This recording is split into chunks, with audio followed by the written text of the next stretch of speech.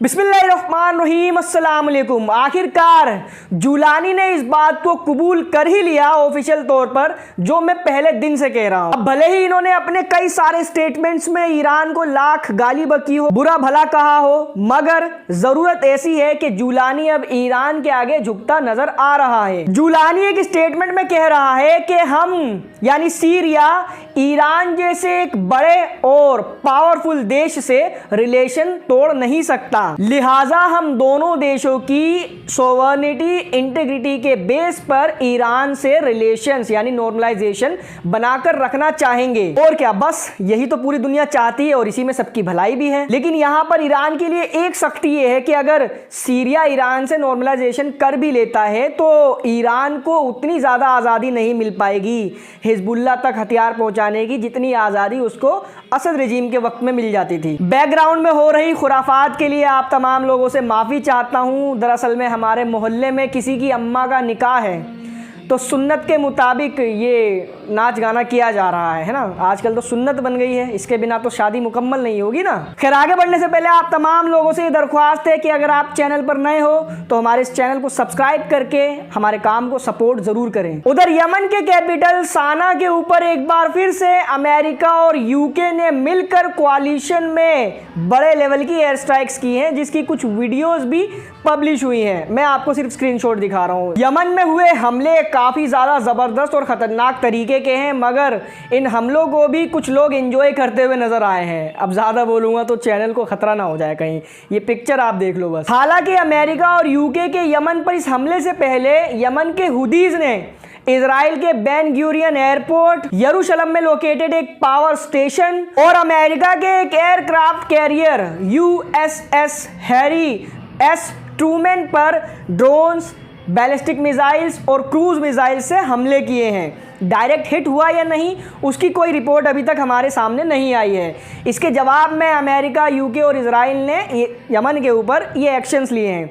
Israel ने ज़ाती तौर पर हमले नहीं किए इस बार, लेकिन अपने नौकरों को काम पे लगाया है और नौकर बखूबी काम कर रहे हैं। वहीं यूनाइटेड स्टेट्स ऑफ अमेरिका ने यूनाइटेड नेशन के अंदर एक विक्टिम बनने की ऑस्कर विनिंग एक्टिंग करते हुए ईरान पर ब्लेम किया कि ईरान ही यमन को इशारे कर रहा है इजराइल के इनोसेंट प्यारे प्यारे छोटे छोटे मासूम लोगों पर हमले करने के लिए, जो कि UNSC United nation security council के एक्ट आर्म्स एम्बार्गो का वायलेशन है। ये वही यूनाइटेड स्टेट्स ऑफ अमेरिका है जो दुनिया भर के कानूनी संस्थानों और कानूनों की धज्जियां उड़ाते हुए ना ये ICC की सुनता है, ना ये ICJ के फैसले को सुनता है, ना ही ये यूनाइटेड नेशन के फैसले को सुनता है। कितनी बार वोटिंग हो चुकी है, हर चीज़ को इन्होंने अपने पैरों तले रख दिया, फुटबॉल बना के उड़ा दिया।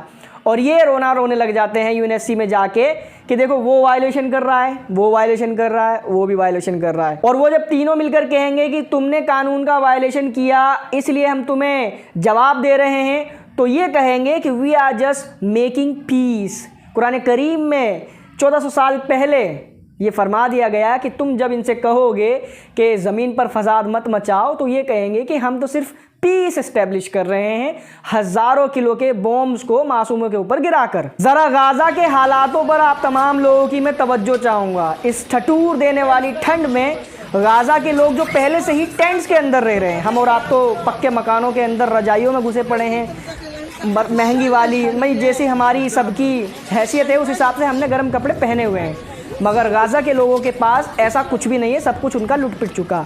जिन टेंट्स के अंदर वो रह रहे हैं, हल्की सी हवा चलने पर वो टेंट भी उड़ जाते हैं। और अब गाज़ा का मौसम ऐसा है कि ठंड तो हो ही रही है, प्लस में आंधी तूफान और ज़बरदस्त तरीके की बारिश, जिसकी वजह से आ गया है वहाँ पर फ्लड।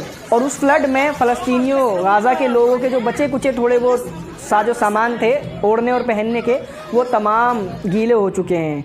और ऐसे हालात में गाज़ा के अब तक करीबन 7 लोग ठंड से शहीद हो चुके हैं, जिसमें 6 तो छोटे छोटे बच्चे थे। एक ही छोटा सा बच्चा जिसकी कुल उम्र 20 दिन थी। आप लोगों ने अगर अपनी ज़िंदगी में इंसानी शक्ल में 2 मुँहा सांप नहीं देखा तो मैं आपको दिखाता हूँ। ये आदमी जो आप अपनी स्क्रीन पर देख रहे हो, ये जीता जागता दो मुंहे सांप होने का एक एग्जाम्पल है। यूनाइटेड नेशन के अंदर ये इजराइल और अमेरिका की एट्रोसिटीज़ के खिलाफ खूब चिल्ला कर बयानबाजी करता है, लेकिन जैसे ही ये फ़लस्तीन लौटता है, वहाँ लौटते ही ये इजराइल के लिए गुंडागर्दी करना शुरू कर देता है। अल जजीरा की ये रिपोर्ट है, क्लियर लिखा हुआ है कि महमूद अब्बास फ़लस्तीन के अंदर यानी वेस्ट बैंक के जेनिन में अपने ही लोगों का कत्लेआम करा रहा है ताकि यूनाइटेड स्टेट्स ऑफ अमेरिका और इजराइल का दुलारा बन सके। उधर ईरान की करेंसी लगातार अमेरिकन डॉलर के मुकाबले गिर रही है। आपको यकीन नहीं होगा, आपके पास अगर 1 इंडियन रुपया है तो आप उससे 500 ईरानी रियाल एक्सचेंज कर सकते हो, इतनी ज़्यादा वैल्यू गिर चुकी है। ऊपर से महंगाई बढ़ रही है, लोग सड़कों पर उतर रहे हैं, पूरे ईरान के अंदर पावर शॉर्टेज हो रहा है। ऐसे में ईरानियन प्रेसिडेंट के सलाहकार ने ईरान के प्रेसिडेंट को ये सलाह दी है कि आप सीधे आने वाले president, US president Donald Trump से डायरेक्ट नेगोशिएशन करो ताकि उससे मुल्क के हालात थोड़े सुधरें। देखो, जो अमेरिका और वेस्टर्न कंट्रीज से दोस्ती रखेगा उसकी कंट्री ठीक ठाक चलेगी, जो नहीं रखेगा उसकी कंट्री की इकोनॉमी पूरी तरीके से बर्बाद हो जाएगी। कंट्री में आए दिन हमले होंगे, रेजिम चेंज करने की कोशिश होगी। ईरान जो अभी तक सर्वाइव कर रहा है उसके पीछे वजह कई सारी हैं, जिसमें से सबसे बड़ी वजह है वहाँ का सिविलाइजेशन, मगर वो भी अब दम तोड़ता दिखाई दे रहा है। क्यों? क्योंकि पूरी दुनिया को अब चाहिए मस्त ज़िंदगी, ऐशो अय्याशी, दुनिया भर का सुकून, सारी फैसिलिटीज़, सब कुछ होना चाहिए भाई। पूरी दुनिया में घूमने भी जाना है ना, मक्कारी अय्याशी भी करनी है। देखो, हर कंट्री में कुछ लोग तो ऐसे होते ही हैं। अभी तक ईरान सीधा साधा चल रहा है, लेकिन कब तक? उधर रशिया से Su-35 फाइटर जेट खरीदने के बाद ईरान की नज़र अब चाइना के JF-17 पर है, जिसको पाकिस्तान भी ऑपरेट करता है, और ईरान दोनों से ही बातचीत कर रहा है कि दोनों में से किसी से भी मिल जाए। ईरान की अब नज़र है उसका जो वीक पॉइंट है एयरक्राफ्ट यानी एयरफोर्स का, उसको मजबूत करे और आने वाले वक्त में अपने एनिमीज को इस सूबे में भी रिप्लाई दे सके। वहीं सऊदी अरेबिया ने भी तुर्की को करीबन 100 फाइटर जेट खरीदने का ऑर्डर देने की योजना बनाई है। आपको बताता चलूं कि तुर्की दुनिया का चौथा ऐसा देश है जिसने 5th जनरेशन के फाइटर जेट को अपने दम पर अपने देश में प्रोड्यूस किया है, यानी बना लिया है। हालांकि अभी इसकी बिक्री शुरू नहीं हुई है। वजह यह है क्योंकि अभी ये तुर्की के पास भी नहीं आए हैं, बस अभी बने हैं और फर्स्ट फ्लाइट अभी इसने अपनी लॉन्च की है। शायद 2026 या 27 में तुर्की की मिलिट्री में आएगा, उसके बाद ये बेचना भी शुरू करेंगे। तो हमारा जहाँ तक ख्याल है ईरान को भी ये फाइटर जेट खरीदने चाहिए। हालांकि ईरान भी अपने देश में फाइटर जेट बनाने की कोशिशें लगातार कर रहा है। उधर चीन और तालिबान की करीबियां बहुत ज़्यादा बढ़ रही हैं। अफगानिस्तान का एक छोटा सा इलाका चाइना के बॉर्डर से जाके मिलता है और उसी को लेकर चाइना और तालिबान कुछ योजनाएं बना रहे हैं, जिसको लेकर तालिबान के बड़े लीडर सिराजुद्दीन हक्कानी ने चाइना के एम्बेसडर से मुलाकात की है। अच्छा, एक इंटरेस्टिंग बात आपको मैं और बताता चलूँ। आज सुबह मैंने यूट्यूब पर एक गोदी मीडिया की रिपोर्ट देखी थी, मैं लिंक डिस्क्रिप्शन में लगा दूंगा, सबूत देना ज़रूरी है ना।